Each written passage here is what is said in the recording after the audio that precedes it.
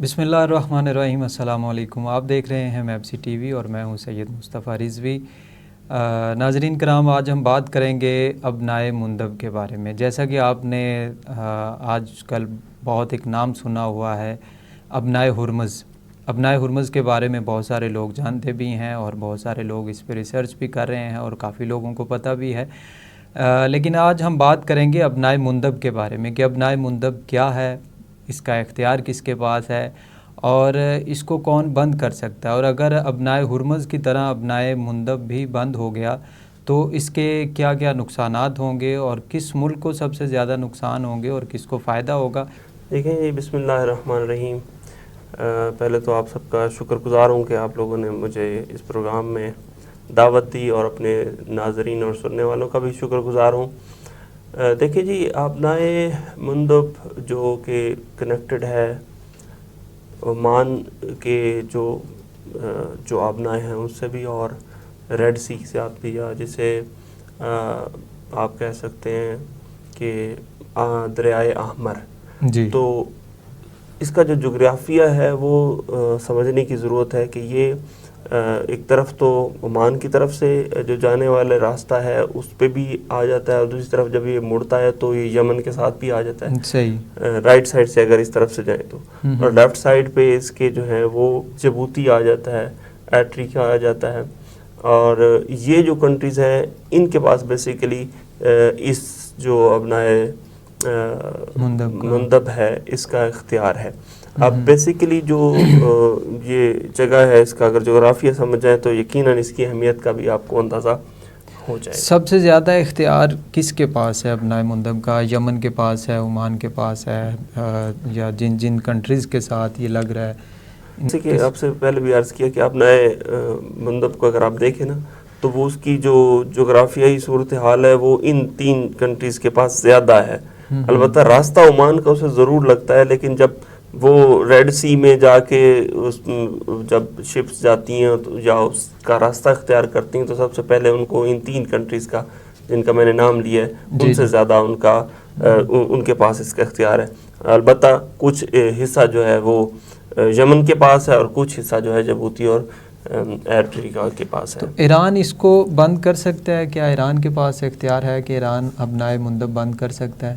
بہت اچھا سوال ہے آپ کا۔ دیکھیں، سیاسی طور پر چونکہ یمن کی اور ایران کی جو سیاست ہے یا ان کی جو سوچ ہے یا ان کا جو اتحاد ہے وہ تاریخ میں بھی پیچھے بھی آپ دیکھ سکتے ہیں کہ انہوں نے جب پچھلی جنگ ہوئی تھی اس میں بھی انہوں نے اسرائیل کو اور امریکہ کو وارن کیا تھا کہ وہ ہم ان کو اجازت، خصوصی طور پر اسرائیل کو اجازت نہیں دیں گے جی جی، وہ یہاں سے عبور کریں، اور ان کے درمیان کچھ فائٹس بھی ہوئیں۔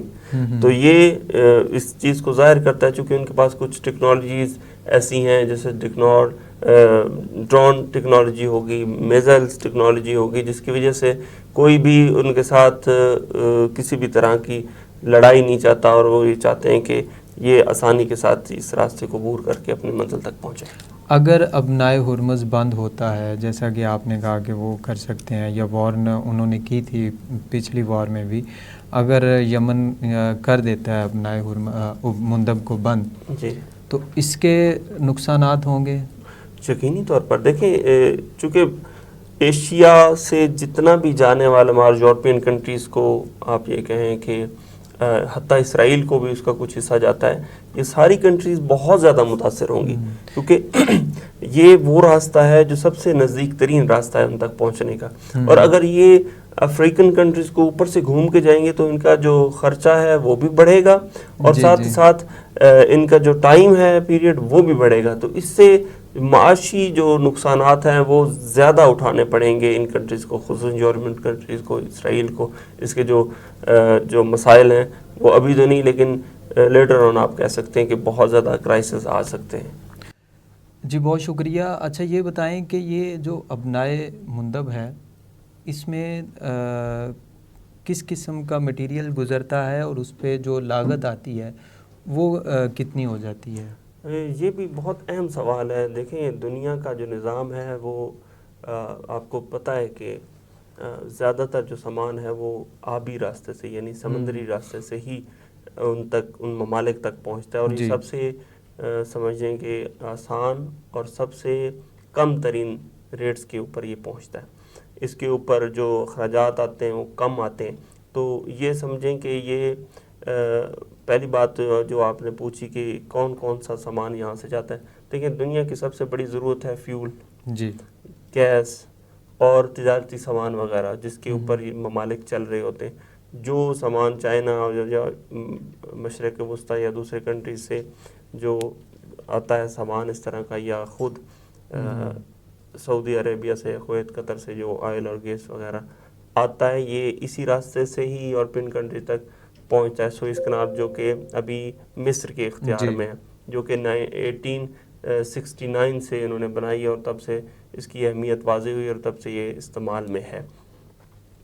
تو یہی راستہ اختیار کیا جاتا ہے تجارت سے, اور یہ سال ہر سال سے یہی راستہ اختیار ہوتا ہے, اور یہ سب سے میں سمجھتا ہوں کہ کم ترین ریٹس کے اوپر آتا ہے. اس طرح جو راستہ کم ہونے کی وجہ سے ریٹس بھی کم ہو جاتے ہیں. لیکن اگر یہ بند کر دیا جائے, یہ ایک بڑے اہم نقطے کی طرف میں آپ کی توجہ دلاؤں گا کہ اگر یہ راستہ کسی بھی طریقے سے بند کر دیا جائے تو یہ سمجھیں کہ آپ نے یورپین کنٹریز کی شہرک دبا دیا یا شہرک کے اوپر ہاتھ رکھ دیا. سب سے زیادہ جو نقصان ہوگا وہ یورپین کنٹریز کا ہے. کیوں؟ دو طرح کے مسائل ہیں.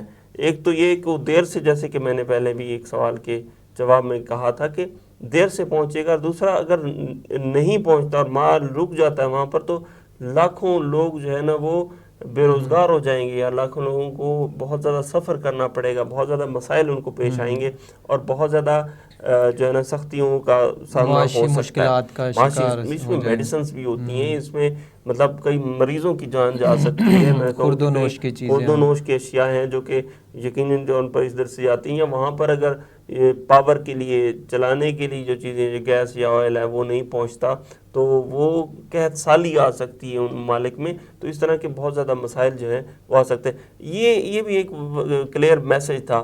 اصل میں ایران نے صرف ابھی ایک جو ہے نا آبنائے ہرمز کو بند کر کے بتا دیا ہے کہ دنیا اس کے بغیر نہیں چل سکتی. 35% یا 20% بھی اگر بند کر دیا جائے تو دنیا کی حال ہو جائے گا. تو اگر ایک دوسرا جو آبنائے مندب ہے اس کو بند کیا, باب المندب بند کر دیا جائے تو پھر دنیا سانس کیسے لے گی؟ ایران کا کبھی بھی یہ ہدف نہیں رہا کہ وہ دنیا کو نقصان پہنچائے یا سختیوں میں, لیکن وہ یہ دکھانا چاہتی ہے کہ ہمارے نہ ہونے پر لوگوں کو کیا فائدہ ہو سکتا ہے یا ہمارے ہونے سے لوگوں کو کیا فائدہ ہو سکتا ہے. یہ دونوں چیزیں اس دور میں سمجھنے کی ضرورت ہے, کیونکہ ایران نے آلریڈی اس میسج میں کلیئرلی بتا دیا تھا کہ اگر جنگ ہوئی گی تو یہ پورے خطے کی جنگ ہوگی. مطلب وہ یہ کرنا نہیں چاہتا تھا لیکن اس کو مجبور کیا گیا ہے. وہ اپنی مجبوریت اور مظلومیت کو ظاہر کرنے کے لیے ان ساری چیزوں کو جتنا وہ کر سکتا ہے وہ اپنے حد تک کور کر کے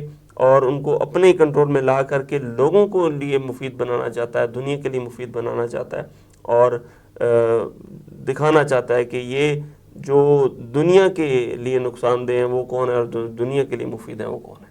بہت شکریہ آپ کا فہیم ہاشمی صاحب, آپ ہمارے شو میں آئے اور بہت ہی انہوں نے ایک تفصیلاً بات کی ابنائے مندب کے بارے میں کہ ابنائے مندب کا اختیار جو ہے وہ کن کن ممالک کے ساتھ ہے, اور اگر بند ہوتا ہے تو یقیناً نقصانات ہوں گے. ابنائے ہرمز بند ہوا تو آدھی دنیا بند تھی, اور ابنائے مندب بند ہو گیا تو میرے خیال سے پوری دنیا بند ہو جائے گی.